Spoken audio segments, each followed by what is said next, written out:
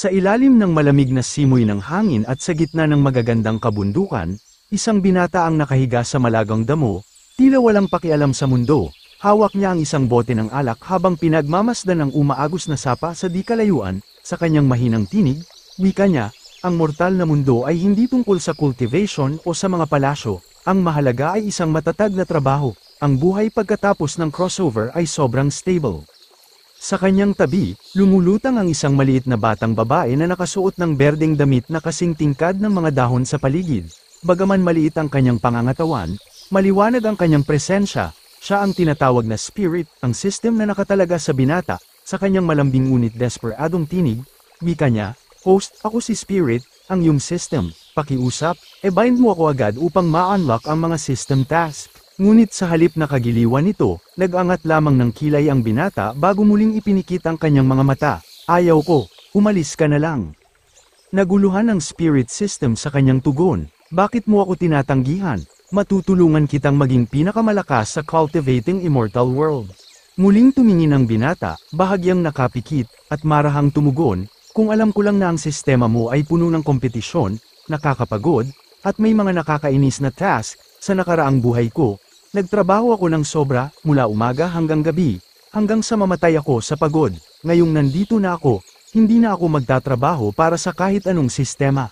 Ngunit hindi pa rin sumusuko si Spirit, "Bigyan mo ako ng pagkakataon, gagawin nating mas madali ang lahat."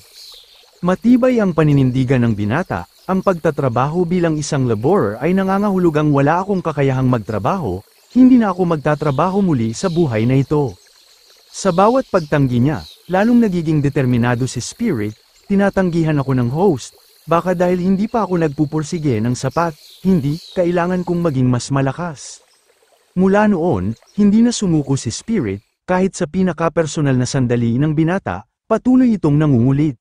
Habang nasa banyo si Wang Yang, biglang sumulpot si Spirit at nag-anunsyo, na update na ang pinakamalakas na self-destructive path para sa system. Ang beginner task ay ipukpok mo lang ang ulo mo sa pader. "Host, bilisan mo, bind mo na ako." Ngunit, iwinagayway ng binata ang kanyang kamay, at nagwika, "Ayaw ko, takot ako sa sakit, humanap ka na lang ng iba." Sa isip niya, "Kahit nasa banyo ako, hindi ako pinapayapaan ng sistemang ito, nakakainis talaga."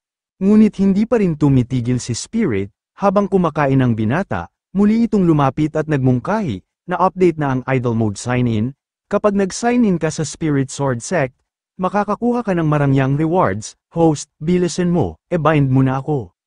Sa bawat pagtatangkang iwasan ito, lalo lamang lumalakas ang determinasyon ng system. Sa kabila ng matinding pangungulit ng spirit system, nanatili ang binata sa kanyang desisyon, malamig na tumugon, "Ayaw ko, pareho lang yan sa pakikipaglaban." Napabuntong hininga ang system, tila hindi makapaniwala na muli itong tinanggihan. "Bakit pa rin ako hindi tinatanggap? Siguradong kulang pa ang aking pagsisikap." Tahimik lang na nakahiga ang binata, relax na tinatamasa ang malamig na simoy ng hangin, ngunit hindi ito hinayaan ng system, lumapit ito upang muling hikayatin ng host. Ngunit bago pa man makapagsalita, bahagyang inangat ng binata ang kamay upang pigilan ito. "Tigil, ayaw kong marinig yan." Subalit hindi pa rin nagpatinag ang spirit system, sa isang masigasig na tono, ipinahayag nito, "Host, na-upgrade na ang system sa Dominating Through the Ages by Lying Down Invincible system. Kapag nag-bind ka sa akin, makakakuha ka ng malaking reward." Sa una, hindi interesado ang binata, ngunit nang marinig ang huling bahagi, agad siyang napaisip. Bahagyang umupo siya, nakataas ang kilay. "Teka, ano ang ibig mong sabihin sa nakahigalang system?" Mas lalong naengganyo ang system sa interes na ipinakita ng binata. Inulit nito ang paliwanag, "Dominating through the ages by lying down invincible system." "Host, kapag nag-bind ka, kahit nakahiga ka lang, pwede kang maging invincible sa cultivating a mortal's world." Nanatili ang pagdududa sa binata, nakahiga lang at invincible na agad, parang too good to be true. "Ginagago mo ba ako para gawing baboy na papatayin?" Nang marinig ito, agad na kinabahan ng spirit system at buong puso itong nanumpa, "Isinusumpa ko, kung nagsisinungaling ako, magpapabugbog ako hanggang mamatay."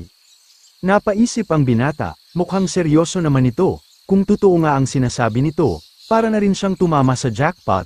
Sa huli, nagdesisyon siya, "Sige, pagkakatiwalaan kita."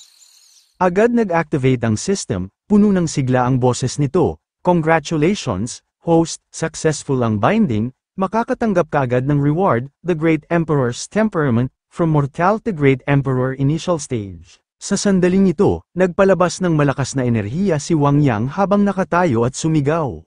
Hindi makapaniwala ang binata, mula sa pagiging isang simpleng mortal, bigla siyang naging isang Great Emperor. Ano? Diretsong Great Emperor ako. Hindi pa tapos ang sorpresa, muling nag-announce ang system, check ang host's breathing, makakatanggap ka ng Realm Breakthrough Reward at Primordial Dao Fruit, advancing from Primary Great Emperor Initial Stage to Great Emperor Secondary Stage. Itinignan ng binata ang kanyang mga kamay, punong-puno ng di maipaliwanag na enerhiya, napalunok siya bago napabulalas. Grabe, kahit humihinga lang ako, nag-breakthrough ako, talagang invincible ang lying down. Sa lakas ng kanyang energy, umabot sa langit ang matinding kapangyarihan, nagdulot ng isang malaking disturbance sa kabilang sekta. Si Chang Feng ay nanginginig sa takot, napabulong, ano itong kaguluhan na ito, may malaking sakuna ba sa Spirit Sword Sect? Samantala, ang Sect Master sa tabi, ay nanatiling kalmado ngunit matatag na nag-utos, patunugin ang Soul Summoning Bell ng 9 beses, tipunin ang lahat ng elders sa main hall. Samantala sa di kalayuan, nagkatinginan ang lahat, nag-uusap-usap sa gitna ng pag-aalala, ang lakas na ito, baka may Great Emperor na nagpakita, ang huling ganitong ingay ay noong 500 taon pa ang nakalipas, magmadali, imbestigahan kung saang sekta nagmula ang Great Emperor na ito. Sa Xuanji Pavilion ng dakilang Sheng Dynasty, nagmamadaling dumating ang mga disciples, puno ng pagkasabik at takot sa kanilang balita, nakita ko ang Heavenly Secret, magmadali, i-report sa Empress, ang Great Emperor na nagngangalang Wang Yang ay nasa Spirit Sword Sect. Sa parehong sandali, sa isang tahimik na sulok, nakaupo si Wang Yang, nakapatong ang kanyang baba sa kamay, habang marahang bumabagsak ang daloy ng kanyang espiritual na enerhiya, napabuntong hininga siya, malalim ang pangungulila sa isang bagay na tila imposibleng abutin.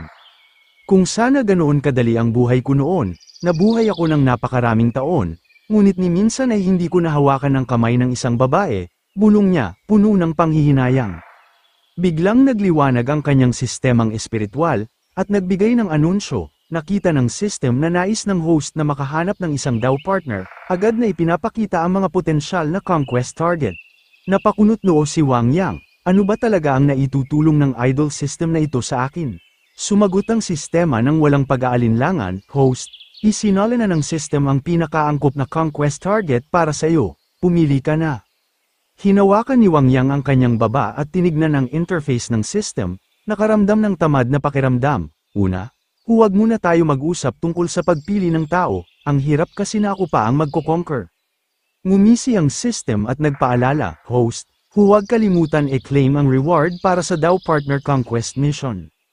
Nang marinig yun, napakunot noo si Wang Yang, teka, hindi ko pa nga nasisimulan ng conquest, may reward na agad? Bigla, isang nakakagulat na anunsyo ang dumagundong sa kanyang sistema, ang Empress ng Great Sheng Dynasty, si Lin Lang, ay humihiling na makipagkita kay Wang Yang. Nanlaki ang mata ni Wang Yang, na mula ang kanyang pisngi sa hindi inaasahang balita. Agad niyang binigyan ng thumbs up ang system, ang galing ng system na ito, mismong asawa ko ang lumapit sa akin. Pagkatapos, ngumisi ang espiritual na system, nagningning ang interface nito sa labis na kasiyahan, syempre, ako ang sistemang walang kapantay sa lahat ng panahon, ang sistemang nakahiga pero walang talo. Samantala, sa bulwagan ng Spirit Sword Sect, bumalat ang isang hindi maipaliwanag na tensyon, isang boses ang bumulong sa katahimikan, ang Empress ng Great Sheng Dynasty, na sumire sa 6 na bansa, ay personal na pumunta rito, ano kaya ang nangyayari? Nagtipon ng mga matatandang tagapamahala at mga makapangyarihang figura ng sekta, nagugulumihanan sa balita, talaga bang nandito si Wang Yang sa Spirit Sword Sect? Bakit hindi ko siya kilala? Tanong ni Chang Feng. Hindi ko rin narinig ang pangalang Wang Yang, ano kaya ang misteryong bumabalot sa kanya? Sagot ng isa. Nagsalita ang master ng sekta, may pagdududa sa kanyang tinig, Elder Bai Fang, mula nang maitatag ang sekta, mayroon na bang tinawag na Wang Yang Sr.? Umiling si Elder Bai Fang, hindi ko rin narinig yan, tiningnan ko ang listahan ng sekta, at walang pangalang Wang Yang. Parang isa lamang siyang ordinaryong disipulo sa Sword Cleansing Pool, ani ng isang elder. Biglang sumingit si Chang Feng, tila may naalala, teka, Naalala ko, ang founder ng sekta ay minsang sumamba sa isang master na may apelyidong Wang. Nang marinig yun, nanlaki ang mata ni Elder Bai Fang, tila naputol ang kanyang paghinga sa biglaang pagkaalala. Tama, si Wang Yang ang tunay na ninuno ng sekta, palagi siyang nagpapakumbaba upang protektahan ang Spirit Sword Sect hanggang ngayon. Sa gitna ng tensyon na bumalat sa Spirit Sword Sect, biglang tumayo ang master, nanlisik ang mata, at inutusan si Chang Feng, salubungin mo ang Empress, ang iba, sumama sa akin sa Sword Cleansing Pool at lumuhad upang ipakita ang ating paggalang sa ating tagapagmana. Makaraan ng ilang sandali, nauuna siyang lumuhad sa harap ni Wang Yang, ang kanyang tinig ay dumagundong sa buong bulwagan, binabati ko ang aming dakilang ancestor. Nagulat si Wang Yang sa di inaasahang tagpo at agad tinanong ang system, "System, reward mo din ba ito?" Umiling ang spirit system, "Hindi, kusang kilos nila ito, walang kinalaman ang system." Napaisip si Wang Yang at bahagyang napangisi, kung ganoon, hayaan na lang natin. Pinayuhan niya ang mga nakaluhod, "Tumayo kayo, hindi kailangang sundin ang ganitong formalidad." Sumagot ang master ng sekta, puno ng paggalang, "Ancestor, ang Empress ng Great Shang Dynasty ay humihiling na makipagkita sa inyo, ano kaya ang dahilan?" Walang pag-aalinlangan, sagot ni Wang Yang, marahil ay magpapakasal siya. Nagulat ang babae sa likuran, halos hindi makapaniwala, magpapakasal, paano yun posible, nakakagulat naman. Maging si Elder Bai Fang ay napamulagat, ang Empress na magpapakasal, hindi pa yun nangyari noon. Samantala, nakatikom ang kamay sa likod ni Wang Yang, kalmado ang posture habang tumingin sa di kalayuan, kung dumating na ang Empress, ako mismo ang lalabas upang salubungin siya.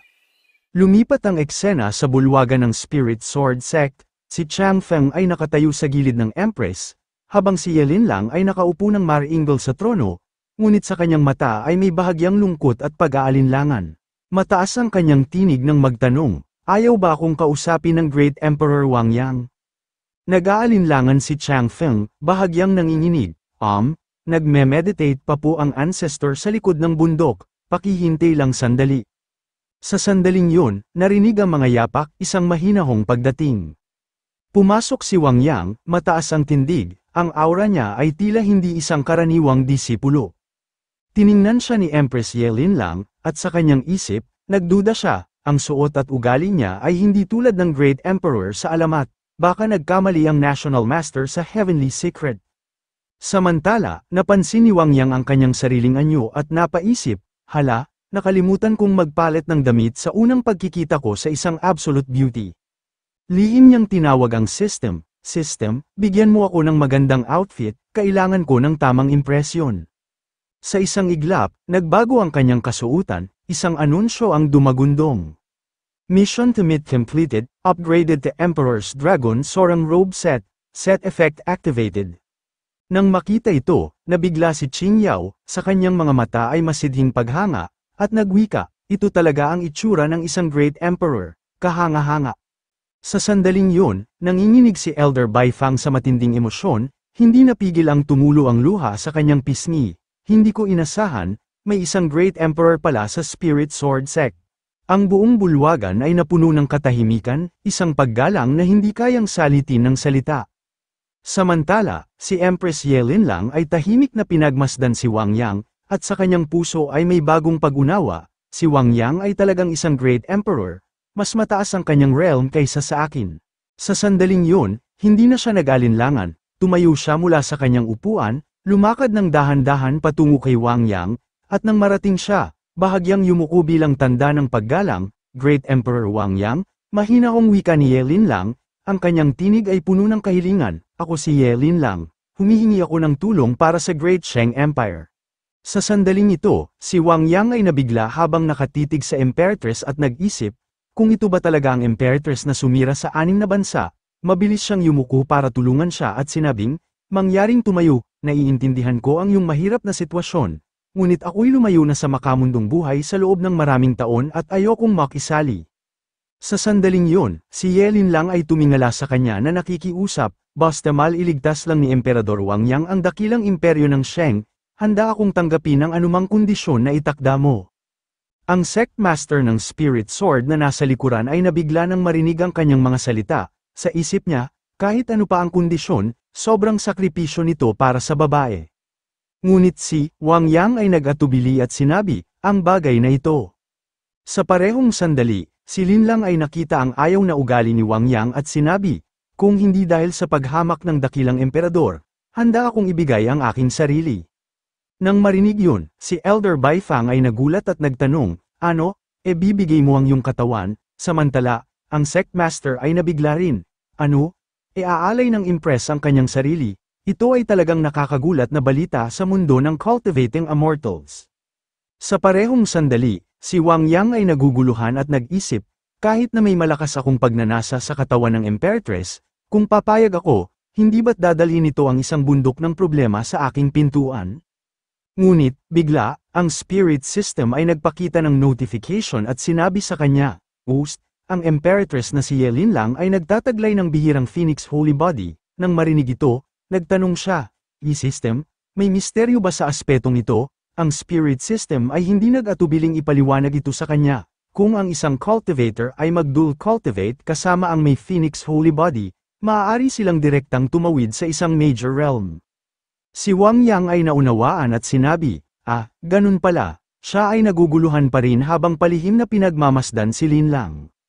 Sa parehong sandali, si Lin Lang ay mariing nag-isip habang nakatitig sa ating bida, kung hindi ka handang magsakripisyo, hindi mo makakamit ang malaking tagumpay.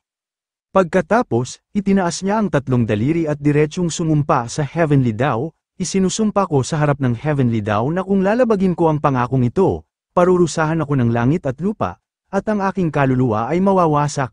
Napaisip pa siya, bukod dito, si Wang Yang ay itinuturing na gwapo at magalang, kaya kailangan kong magsakripisyo ng kaunti. Nang marinig yun, si Wang Yang ay napabuntong hininga at pumayag at nagsabi, kung ganito na lang, mangyaring akayin mo ako, pero, sa loob-loob niya, siya ay nalugod sa pag-iisip na ang Empress ay magiging asawa niya, isang bihirang swerte. Si Yelin Lang, nang marinig ito, ay nagpasalamat habang nakaluhod at nagwika, sa ngalan ng milyon-milyong tao ng dakilang imperyo ng Qing, nagpapasalamat ako sa dakilang emperador Wang Yang.